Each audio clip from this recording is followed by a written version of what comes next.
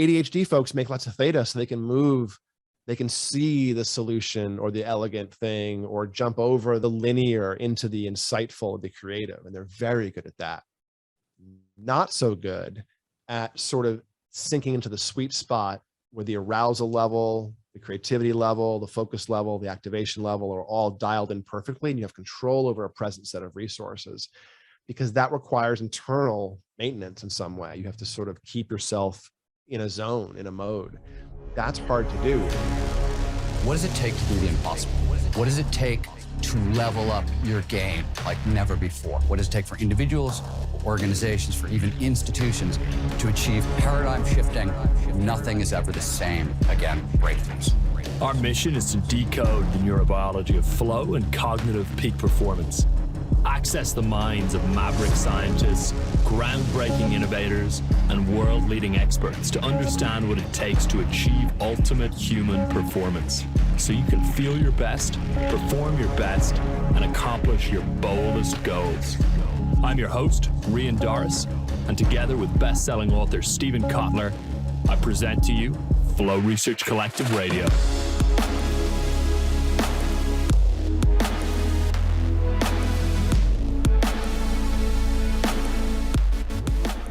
Dr. Andrew Hill, welcome to Flow Research Collective Radio. It's absolutely great to have you here at long last.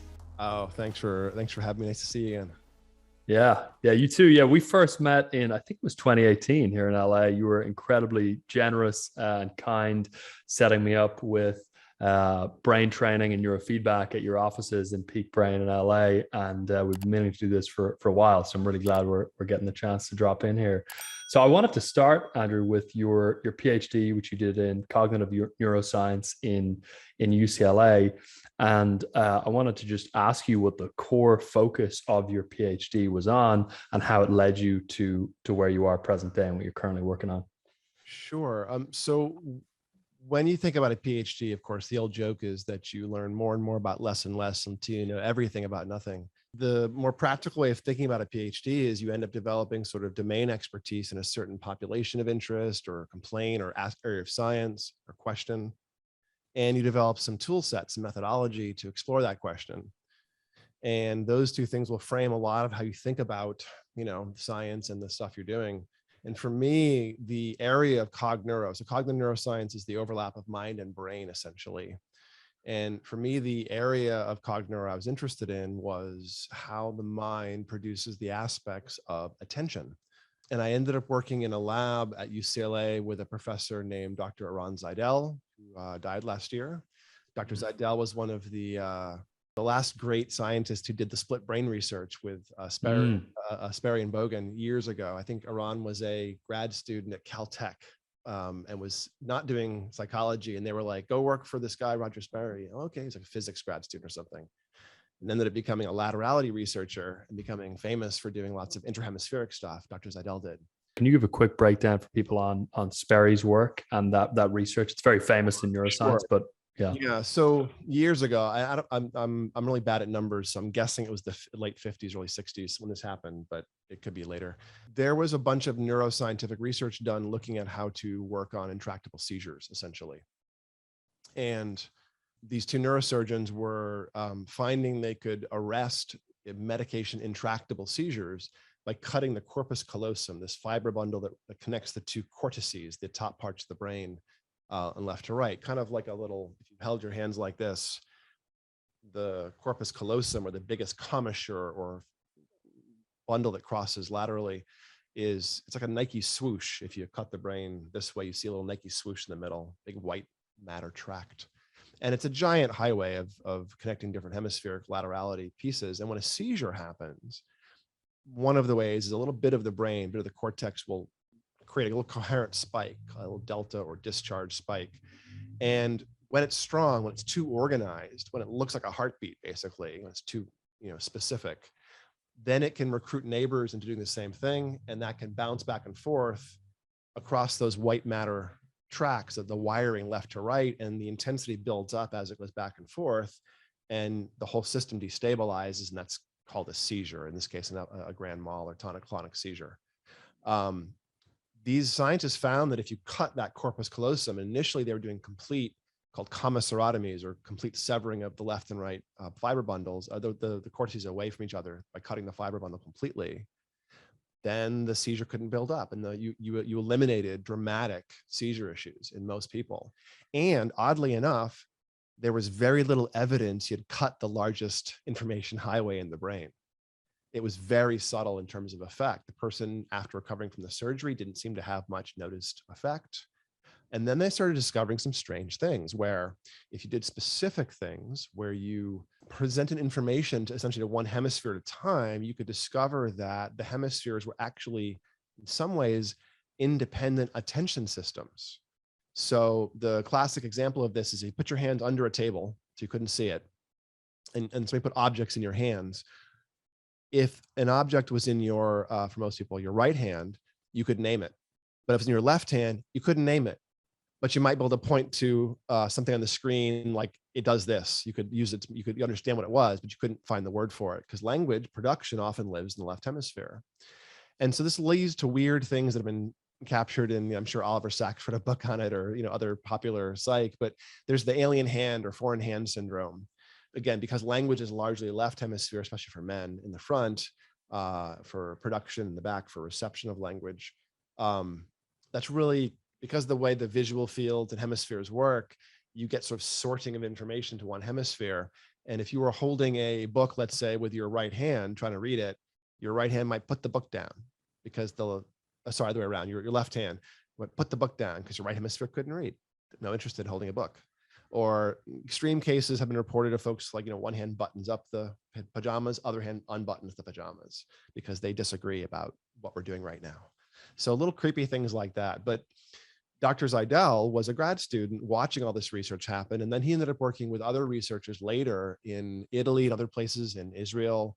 And in the 80s and 90s and 2000s, a lot of the research that was still being done on seizure found that you could do partial resections of that big tract and still get the dramatic reduction of seizure, especially if you took the fibers that were going to the areas and just resected the anterior part or the middle or the back. And so Dr. Zeidel's research was all about probing the hemispheres of the brain by flashing things very quickly into one visual field or the other on the screen, and then having folks respond with a mouse with one hand or the other. And by doing that, you can route the informational ask on the task on the screen through one hemisphere or the other, and you can demand. So he developed a system of how the brain works by using split brain subjects, and then took that research, testing how information works in each hemisphere, into non-split brain subjects, and found the same kind of information flow and attention management. So that was the lab that I worked in at UCLA, Dr. Zeidel's hemispheric laterality cognitive neuroscience lab.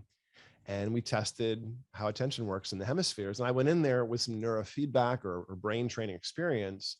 So often, as what happens in grad school is your mentor has certain skills and interests, your grad student comes in, you kind of mesh those things. So I ended up doing a lot of work around the laterality or left-right hemisphere impacts and effects of things like neurofeedback, and how to get attention to change by manipulating attention in different hemispheres separately. And I ended up doing some cool research with the Navy a little bit, looking at attention systems in the brain in real time, high demand situations. And my dissertation work, what they gave me a Ph.D. for, the thing that I learned more and more about until I knew the tiniest details, was essentially neurofeedback. I created one of the first double-blind placebo-controlled studies of neurofeedback, where I ran 40 people through 5 days in a row of neurofeedback with a full head 64 channel cap on top of the neurofeedback wires, and had a double-blind sham kind of condition built in for a quarter of them, and looked at how the brain reacted to being rewarded for making different brain waves, the passive biofeedback loop, which I can break down further if you want. But I was trying to figure out how the brain was noticing neurofeedback, what was actually happening in the learning experience of the brain, and watch across 5 days how the brain's reacting to neurofeedback changed based on if it was sham, if it was left hemisphere training of low beta called SMR, if it was left hemisphere fast beta, if it was right hemisphere training of beta. So I examined the hemispheric specificity, the frequency specificity, and some of the attention effects on attention testing as it changed in a single 5-day course of neurofeedback, which is just enough neurofeedback to start things moving, not enough to really make much change. but people start feeling it about 3 or 4 sessions in. So I wanted to capture that little, well, what's happening? How is the brain binding to the information? So that's what I did my PhD on. Thank you for that breakdown. Fantastic. Thanks for bringing us up to speed. I actually just want to start by getting your simple or generic breakdown of what biofeedback is, what neurofeedback is. When I mention neurofeedback around people who are not that familiar with it, they often struggle to understand sort of how it actually happens as well. So I would love also a breakdown and maybe an example of what it actually looks like to do neurofeedback training as well. I'll say, Ryan, it took me 6 months of being a neurofeedback technician before I could conceptualize what was happening. It's a little mysterious. Once you get it, it's not that hard, but it's a little mysterious with all the technology hooked up. So my guess is in about 5 minutes, your listeners will understand more than I did 5.5 months in. So that's I can save some pain for you guys. Biofeedback is a form of modifying the body essentially by taking things that are not normally appreciable, like your heartbeat, your body temperature, and making them under your voluntary awareness, so you can then learn to like change them. And this is something like HRV biofeedback, like the heart math devices, or old school stuff like hand warming to drop headaches is biofeedback. You can look at your activation level and stress level and do some breath work and change that as a way of doing some biofeedback. But generally, when we say the word biofeedback, what we mean is peripheral nervous system control, things that are outside the skeletal system, the controlling your heart, maybe your skin, your parasympathetic to sympathetic activation is biofeedback in the body. Neurofeedback is a form of biofeedback that has some unique properties. By definition, it's just stuff that's on the central nervous system. So stuff inside the bone, the skull and the spine, that's the CNS. And because it's the CNS, you're not really aware of it the same way you are in the peripheral body. So neurofeedback is measuring the brain usually and training it to change, but the process of change becomes involuntary operant conditioning or involuntary shaping. So this is how it actually works. And I'll give you a concrete example. Let's say you wanted better executive function. You wanted to control your distractibility better, which we all, many of us want to do. Some of us have ADHD, some of us don't, but many of us could benefit from some resource building in the distractibility way. There's a brainwave called SMR, sensory motor rhythm, which is a low beta brainwave. And if any of you have seen a cat lying on a windowsill watching a bird, you've seen SMR. It's this liquid, still body and laser-like focus. That cat seeing a prey animal outside. Maybe its little tail is twitching, but the body is just still. Mostly because you can leap onto an animal, you can leap into action from relaxation much, much better than from tension. So that mixed state of still body and focused mind is a high SMR state. And mammals, most animals, make SMR as a way to inhibit, if you will, or to stop things from happening. If you have poor SMR tone, your brain tends to make seizures. And neurofeedback was discovered by mistake in the late 60s by Dr. Barry Sturman because he trained up SMR in cats because it was so obvious. And of the 32 cats or something he was training, a certain group of them had these let me back up. This is a worthwhile story to tell. So Dr. Barry Sturman was at UCLA in the 50s and 60s, and he's still an emeritus faculty. He's still occasionally doing lectures, but he was exposing cats to rocket fuel vapors on request of NASA to figure out how dangerous this stuff was, this methyl hydrazine, because the astronauts were not enjoying breathing in vapors when they were exposed to it. So there was a research study. Now in the 60s, we had much more lax animal research. So this is the part of the story that's hard, but Dr. Sturman found that minutes exposed to the vapor would create increased symptoms where they would have vocalizations, they would pant, they would drool, become unsteady in their gait and ataxic, have seizure, then coma, then death. And it was a perfect dose-dependent curve where minutes equaled symptoms, more and more symptoms. For 24 of the 32 cats he had in his little subject pool, 8 of them, super cats, refused to have seizures. While the other cats were falling over and having major problems at about 40, 50 minutes in, the other cats were showing mild instability events in the brain 2.5 hours exposed. Couldn't figure out why one group of cats seemed very different than the others. And then he remembered that these cats had been used in a prior experiment 6 months before to see if he could get them to raise this brainwave the cats make a lot of whenever he squirted chicken broth into their mouth to applaud it happening. And he could. They raised it. Great. back in the subject pool. Well, this brainwave makes your brain resistant to being destabilized, it turns out. And later on, he stumbled across this by mistake. And then his lab manager was a medication uncontrolled epileptic. And they built her an auditory feedback machine, beeped whenever her SMR went up. And over the next few months, they trained her SMR up, and she was on huge meds and having lots of seizures. And they eventually went off all her meds, remained seizure-free for a year. So this was the start of the field of neurofeedback, clinically, so to speak, in the late 60s. And we still train this SMR frequency, and now we often train it for things like ADHD as well as seizures. But the cat in the windowsill, still body and laser-like focus, is the opposite of ADHD, literally. High SMR, low theta is anti-ADHD state. When that reverses, high theta means like air in the brake lines, and low SMR, so poor inhibitory tone. You're moving a lot, distractible, your brain's like squirrel.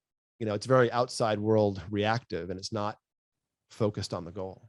So literally that calm cat is the opposite of an ADHD state. If you stick a wire in the part of the brain, which is involved with monitoring if you're paying attention, and measure SMR and measure theta, which is a release state in some ways, as they change moment to moment, as your SMR happens to go up and the theta happens to go down, you just applaud the brain and say, yeah, good job, brain, and make a little game on the screen move. So your Pac-Man eats some more dots, or your puzzle pieces start to fill in, or your spaceship starts to fly better. And a couple seconds later, your brain moves in the wrong direction for the workout. Your SMR goes down, your theta goes back up, and the software slows down. The Pac-Man stalls, the beeps go away, and the brain's like, hey, I was watching stuff. I don't like no stuff. Where's the stuff? And then a couple seconds later, it happens to move in the right direction, and the software resumes. Good job, brain. Good job, brain. Nope. Good job, good job, good job. Nope. Again and again. And the big trick here is every few seconds, we move the goalposts. So over half an hour sitting there, your brain gets little bursts of applause for runs or trends it engages in of reducing its theta and raising its SMR. And the mind can't feel its brainwaves. That's why it's so mysterious and no one knows how it works as they do it, because the mind can't tell that the computer game was happening only when a certain, if you always moved your arm and the game always moved, you'd know what it was doing. But it's moving, whenever your theta moves, it moves, or something, or beta moves, it moves. So your brain, however, likes the information and has no idea it's not a real thing in the world, like a musical instrument or a car you're trying to drive. And you're changing the rules, so it's trying to adapt a little bit as you go in that half an hour session. And usually after about 3 sessions or 4 sessions, later on that day or the next day, your brain reaches for the state and says, hey, wait, I want information, low theta, high SMR. And the person goes, oh, I feel calm. And if you ask your kid to take the trash out when that happens, they get up and do it. And I get frantic calls. My kid took the trash out. I asked once, it was weird, or whatever, like you get weird, subtle effects showing up. And the process of getting the change in neurofeedback becomes one like personal training, where you sort of look at your brain on an assessment, pick some goals, start gently working the resources out in this involuntary exercise way. But then you report the next day or later that day, how was your sleep? How was your stress? How was your attention? How's your drinking? How's your trauma? And you get effects. So it's mysterious, but not a blind process for you. And after, as you try different things, you feel different things. Beta on this side produces more self-control. Beta on this side produces more alertness. So if you come in and say, oh, I was super charged up and I could focus all night, but couldn't fall asleep, I might do some, different beta wave for you and say, how was that? Oh, it was great. I could focus and I could fall asleep. Okay, great. That's your workout there. Let's do that a few times. And then it builds up and becomes more stable as you experience it again. So it's involuntary exercise on brainwaves using operant conditioning or shaping, like Skinner's pigeons. I promise this is not Pavlov's dog. I will not make you drool. But we take things that already exist, brainwaves, and we shape them a little bit like Pavlov did with his pigeons. Yeah, when I first did neurofeedback with you, Andrew, that was one of the things I was so struck by, is how it feels passive, because it's happening. The responses that are neurological are happening sort of outside conscious awareness. As you said, there's not a perfect map between your brainwave state and your subjective experience. Yeah, and we're measuring 1 little, 2 little, 3 little things you're doing out of a billion things moment to moment. So while we can pick up some things, like I probably had you look at your theta wave number, like here's your microvolts, here's the amount of theta. Okay, concentrate. when you concentrate, you shut down theta in your brain, so you can see it happen. If you focus, you can see theta drop usually. But most brain waves are subtle and myriad and billions of things happening. And you as the person, you're kind of like the conductor of the symphony, where you might notice the out of tune guy in the corner, but you're kind of you're more like the audience, actually. The conductor is the brain. You're like the audience who's just kind of taking in the giant composition and doesn't really notice that second chair oboe has a flat reed or whatever the term would be. Like we're not very good at feeling our brain. There's no sensory nerve endings in our brain. There's very little accurate perception of our brain. A lot of it's the brain deciding sort of symbolically and metaphorically what it's experiencing and making meaning of it. So it's very imprecise and indirect against the real world. So I want to ask you about ADHD. One of the questions we get most frequently is about the relationship between ADHD and flow. And you mentioned attention earlier on being one of the core focuses of your PhD. And I know ADHD is a big focus within that for you. And interestingly, when I did the brain map with you guys as well, what was mentioned was that I can't remember how it was phrased, but either a disposition or a certain sort of orientation toward a kind of ADHD that results in difficulty channeling attention, but higher attention once it is sort of challenged or engaged. And so I'm curious, there's a few questions in there, but first off, if you can just talk about ADHD and attention, and then whether there are different sort of strains of ADHD, so to speak, or different ways that it manifests. Sure.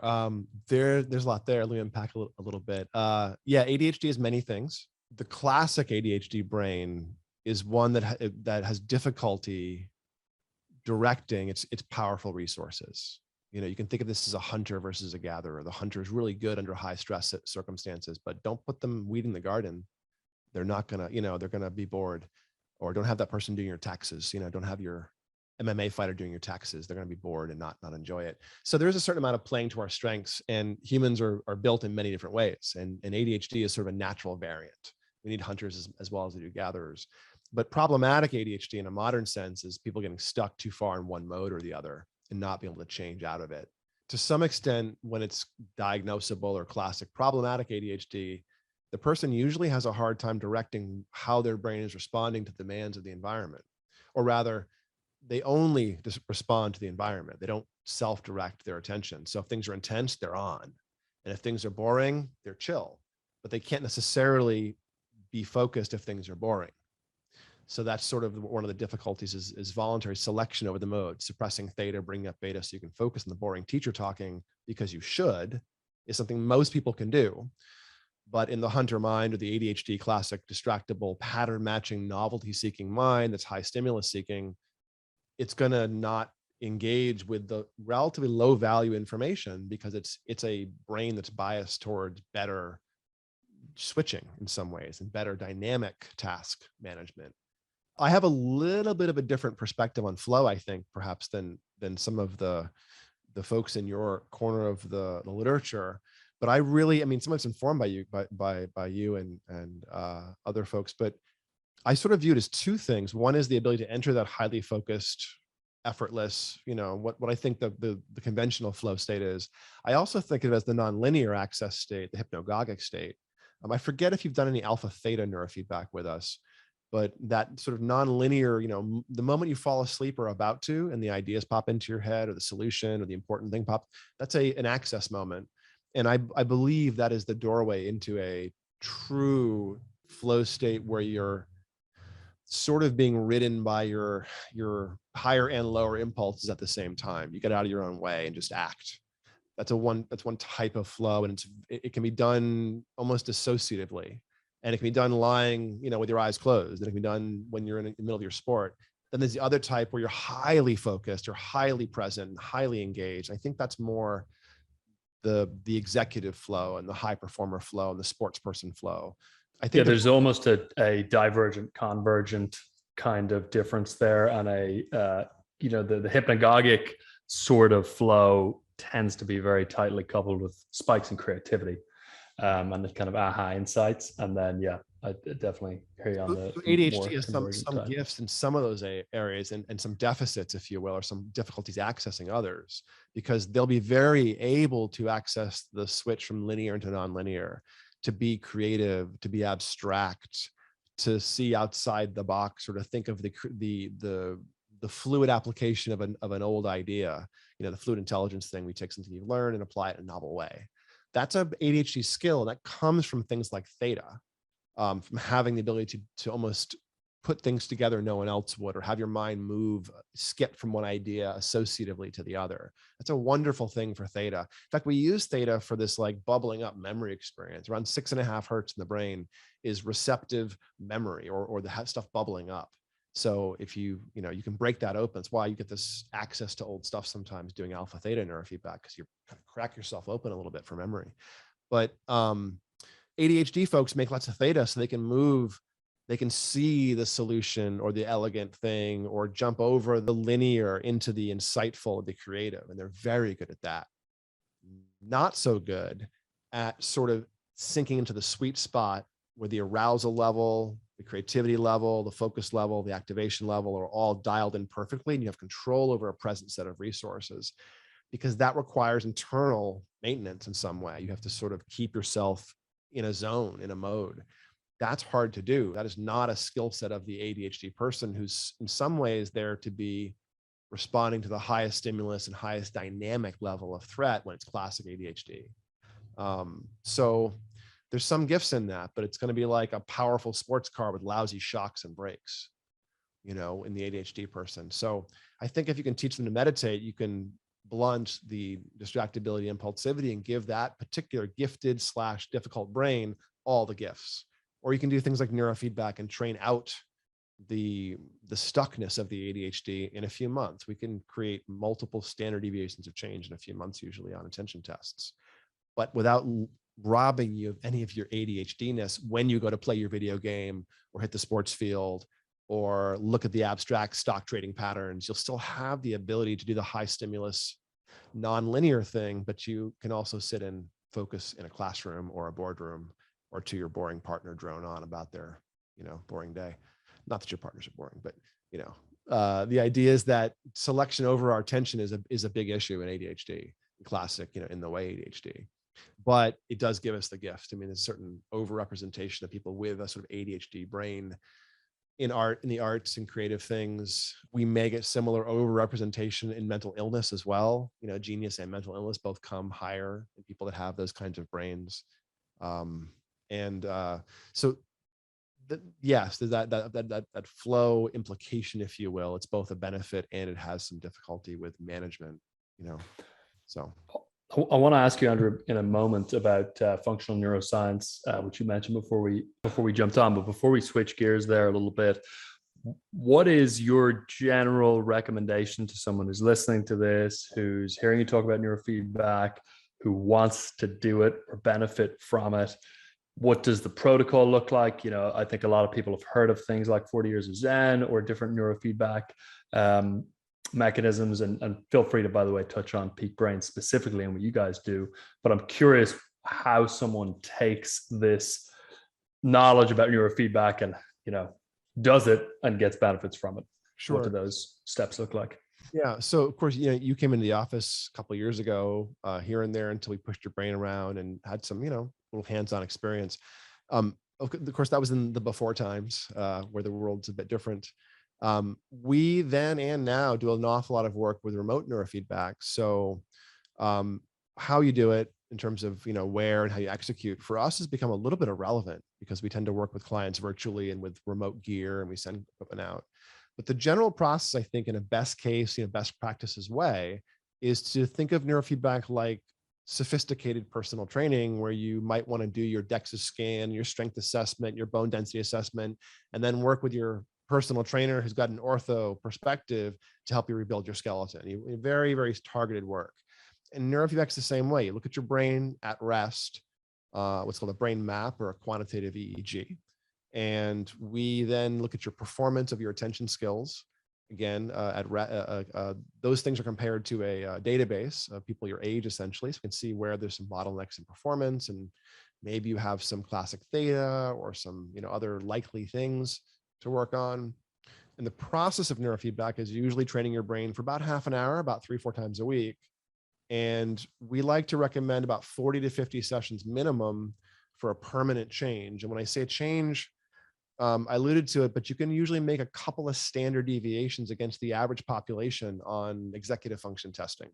So if you're really distractible and you have ADHD on a bell curve, you're a couple of standard deviations off the mean, and you do 40 or 50 sessions of neurofeedback, and now you're above average, above the mean, likely permanently. And there's no upper limit. So we move out of a fix into a fitness and optimization. So yes, you can do things to help you with, an injury or some concussions or post-COVID brain or whatever. Or if you aren't creative enough, you can crack yourself wide open, or you can do some old, trauma work or remediate your ADHD that's kind of out in the way or whatever. So it takes the things that used to be mysterious and used to be diagnosable and used to be in some ways the realm of a therapist and your doctor and your counselor, and it gives you the agency over it. So you can look at your brain and go, oh, I am distractible. Yeah, that's something that I want to work on. And then, as I was saying earlier, you gradually iterate with your neurofeedback. And Peak Brain works completely virtually these days, as well as in our offices. We have several in the US. And you can come to our offices. I think we're going to give all your listeners a nice discount, so a half price on the brain map fee.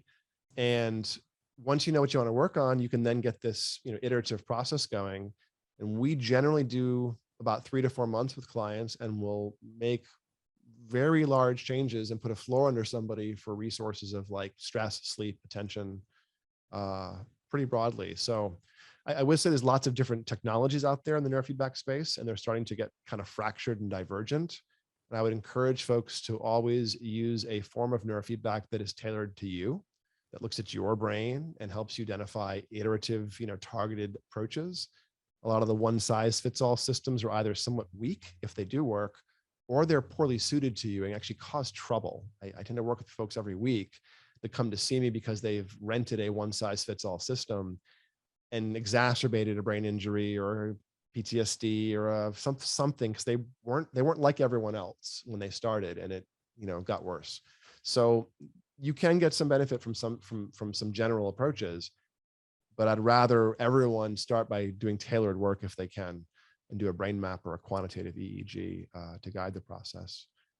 So yes, you can come see Peak Brains in different places in the US. We can send you out gear. We have some overseas offices, but there's 5,000 or 10,000 practitioners in the US that do this work. My guess is you can find a local person to work with you, and if you can't, Peak Brain will certainly send you out some gear and get you some brain training if you guys need. So super. And that's peakbraininstitute.com. That's the best place to go for people who are interested in working with you guys directly, or? It is. Yep. Yeah, okay. LA.com is a shorter, that was our first domain, but Peak Brain Institute's our main website. And we have offices in LA, Orange County, New York City, St. Louis, some partners in London. You can get brain maps done with, a few other places in the world as well. And even if you aren't near one of our offices, most of our clients actually do brain mapping in the comfort of their own kitchen. And then we have fun with it, because, let's do 2 maps. Let's map it on caffeine or cannabis or Adderall. And you can learn. Today I did a map. I'll spoil. He's going to publish on his blog soon. A guy named Quantified Bob, who you might know. Okay. Bob Troya. And we just did a caffeine map. He's doing a big write-up on pre and post caffeine. So maybe you want to see if your racetam or your methylene blue or your sleep deprivation from Burning Man has any impact. And then you can just do empirical research. So we like to offer that biohacker special where you can just, keep learning about your brain over time without the ongoing cost. Nice. Love that. That's great. Thanks for that breakdown. So you mentioned post-COVID brain. Before we dive into functional neuroscience, what have you been seeing with respect to post-COVID brain, with respect to long haul COVID, and some of the issues that people are surfacing, and then some of the solutions that you've seen, whether neurofeedback or just more broadly? So we now have 2 years plus of post-COVID brains, and unfortunately I see it a lot, and it looks an awful lot like brains that used to come in with complaints about mold, Lyme, and concussion. It looks the same. It's a non-specific, often non-specific kind of inflammatory, neuroinflammatory strain. Sometimes it's more specific on the sides of the brain and the back of the brain, but that's usually because it tends to interact with old scar tissue. I think is what's happening. So if you have a little bit of old, like low key wear and tear, that isn't causing you trouble from an old concussion or something that you've mostly recovered from, and you get a neuroinflammatory state, it anchors itself to the old scar tissue, I think, and tends to get really stuck. So a lot of people come to see me. There's a window, just like concussions don't show up right away often in the brain, they kind of bloom. COVID seems to do the same thing, where you seem to get brain-based, brain fog, slow processing, irritability, can't think clearly, you kind of burnt out. It's just like a post-concussion state for many people, but it's often 3, even as much as 6 months after you get COVID is when it shows up. And it seems to show up regardless of the severity of the COVID.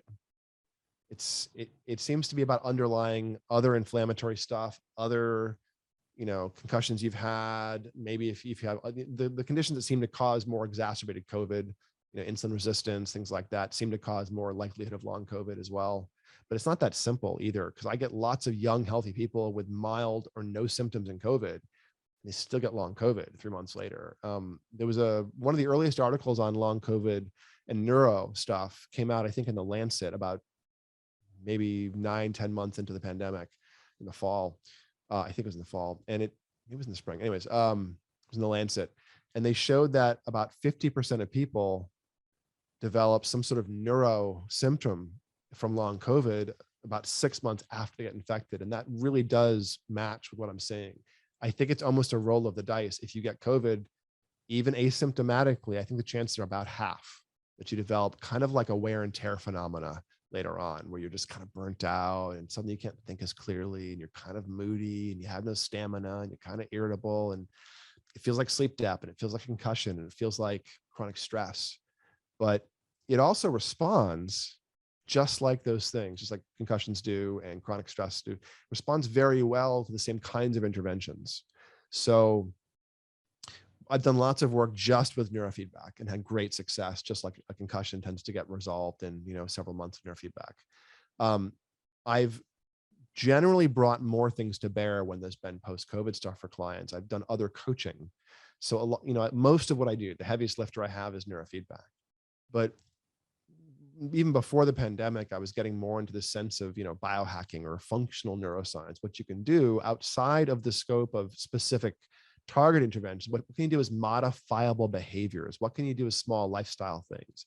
What can you do as minimal viable practices that will give you that biofeedback, that regulatory loop where you're watching things change, doing things, and then having them change some more, and then doing some things. You're steering the process of transformation or recovery or healing or optimization.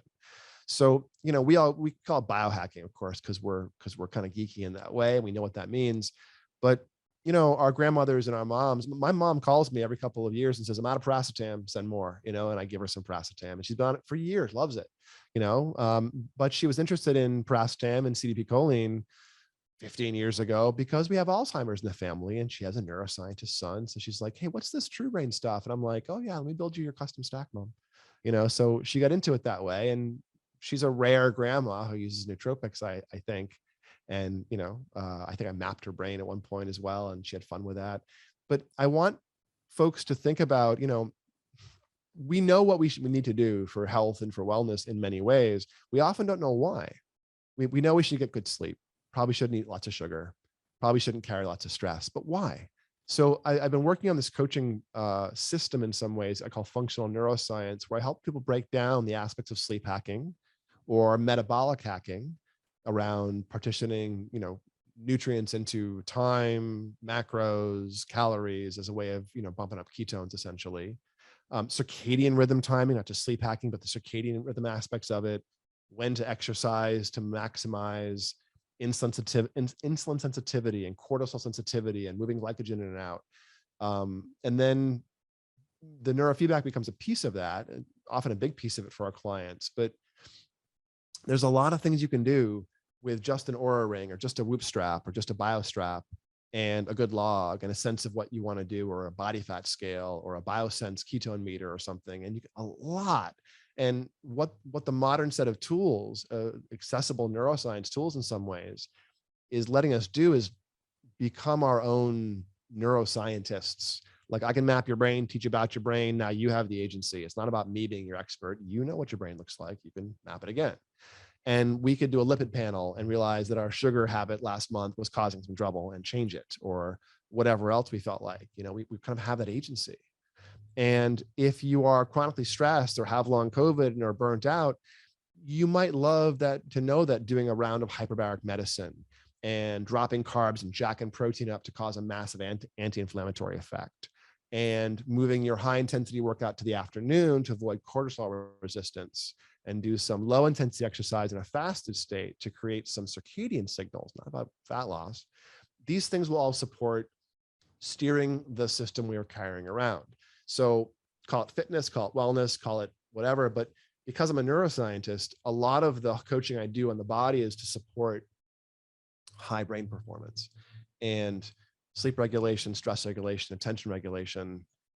There's an awful lot you can do within the body to create the conditions for change in the brain and for improved performance and decreased suffering in the brain. So I've been teaching folks a lot about this aspect of it, and we tend to do that coaching alongside our neurofeedback. But I'll have a series of articles out later on this year, maybe even an ebook on the basics of functional neuroscience for folks that want to get into this sort of biohacking the body for brain performance reasons. That's a super breakdown. Thanks for that, Andrew. What are some of the, if you had to, I don't know, distill it down to 3 to 5 sort of functional neuroscience habits or behavior changes, what's your hit list generally outside of the neurofeedback? Sure. Do on top of it? The number one thing tends to be sleep hacking and circadian aspects of that, not just the sleep aspects, but the circadian aspects. And the biggest thing, and I'm a bit of an iconoclast in the biohacker world, I don't care about light or blue blocker glasses. I don't think they're that impactful or meaningful for most people. What I really care about is when you eat. That's the number one exogenous or outside world cue for circadian. It's a stronger cue than light, but dramatically. When you eat is more impactful than when you sleep for what time of day your brain thinks it is. So controlling the times of food is a big deal for me. And I like to give people a set of basic rules to play with in sort of order of importance and see how they unfold in terms of better sleep, compressed sleep, deeper sleep, more energy, more regulation, more resilience, faster speed of processing.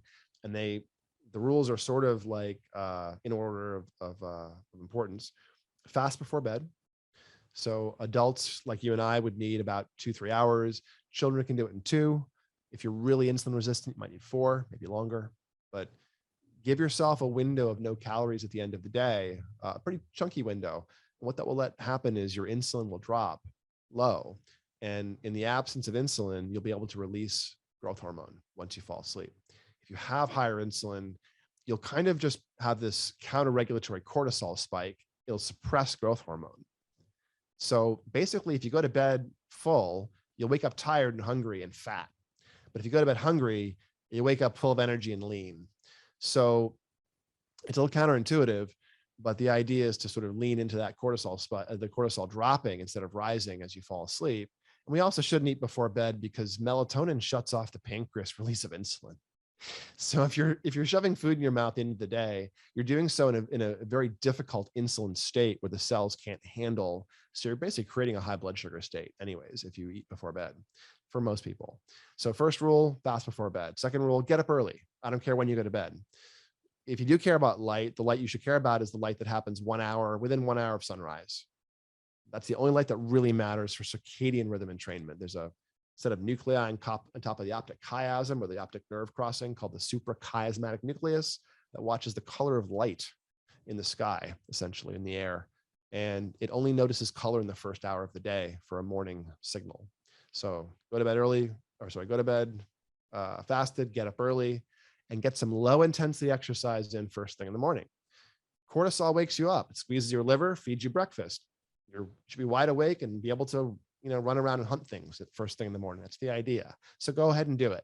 Do some sun salutations, do a walk, something before you eat. That ability to move and to, it only takes about 15 minutes of like a full body exercise, like a vinyasa flow or a sun salutation, or 30 minutes of low key things like walking to actually contribute to an autophagy state, to trigger intracellular autophagy and exhaust resources. But if you woke up in the morning and you reach for the weights and you slam a hardcore workout or something, you're going to bonk. You're going to drop all your blood sugar and you're going to call for more cortisol. But your body's used to having high blood sugar and high cortisol first thing in the morning. So if you call for more, all you're doing is creating resistance for blood sugar and cortisol. So you're kind of working against the fitness stuff in some ways. So go to bed early. Go to bed fasted, get up early, low intensity exercise before you eat in the morning, even 15 minutes. And then move your high intensity exercise like your kettlebells, your resistance bands, your weightlifting, your hardcore steady state, HIIT, whatever. Move that to the afternoon when your cardiac output is at its highest and resting cortisol is at its lowest. So the spike you create through intense exercise does something instead of just cranking up your sympathetic tone. Love that. And it's a fantastic breakdown. It's a nice reminder as well that, the don't eat before bed means 3+ hours. It's not just, an hour or so, which is easy to slip on. So love that breakdown. I want to close with a question we ask everyone on Flow Research Collective Radio. It's a question about a question. We call it the Research Genie question. And the question is, if you could click your fingers and instantly have all of the research done, the randomized controlled trials, whatever it is, to answer any question that you've been pondering in your academic life or your personal life, what would that question be?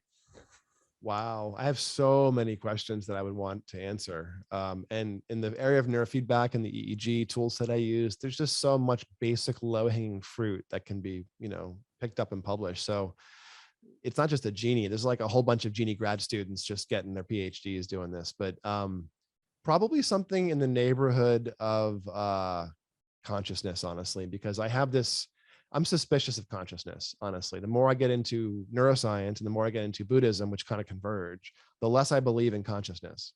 And the more I believe in sort of a moment-to-moment illusion of self as the evolutionary, imperative to keep us doing things that start with F. So, feeding and things like that and fighting and other stuff that starts with F, driven behaviors, the illusion of self, the attachment to the things we care about and our in-group, out-group stuff and resource management, that there's some evolutionary benefit for that. But I've seen consciousness interrupted so many times and so interestingly that I'd be interested to know if we could really do some of that deep research that would be hard to do on humans. I'm fairly convinced there is no self beyond the manifestation moment to moment of the meat suit. And I would love to find that answer. Essentially, I think it'll change. I think if we had a deep sense of consciousness from a scientific perspective, it would advance us even further out of the dark ages, so to speak. A couple of years ago, we killed each other for our beliefs because of a different, random saint or God we believed in or something. And I have a hunch that if we could sort out some of the consciousness stuff, it would sort of create that Buddhist promise of, moving beyond suffering because we move beyond attachment and reactive selves. So that's not a scientific reason for it, but I think that'd be the research I would want a genie to invest their time in because it's a lot of work. I love that. There's an amazing book, which you may have read by Robert Wright, called Why Buddhism is True, that talks about the convergence between neuroscience and Buddhism. And he talks a lot about the illusory nature of self from both perspectives. It's very frustrating. I want to be a spiritual guy, but I can't be because I believe in science. I want to be a scientific guy, but the harder I get in the science, the less I believe in some of the deepest underpinnings there. So it all kind of breaks down. It's turtles all the way down, Yeah, exactly. That's it. Well, Dr. Andrew Hill, thank you so much. This was incredible, by the way. I appreciate it a ton. Amazing information for everyone. Beautifully articulated and really practical and actionable as well. So thank you so much. My pleasure. If what you've heard on Flow Research Collective Radio has been helpful, please consider doing us a solid and leaving us a review on Apple Podcasts, Spotify, or wherever you are listening to this. Reviews help us connect to a wider audience so we can get these peak performance principles out to more people.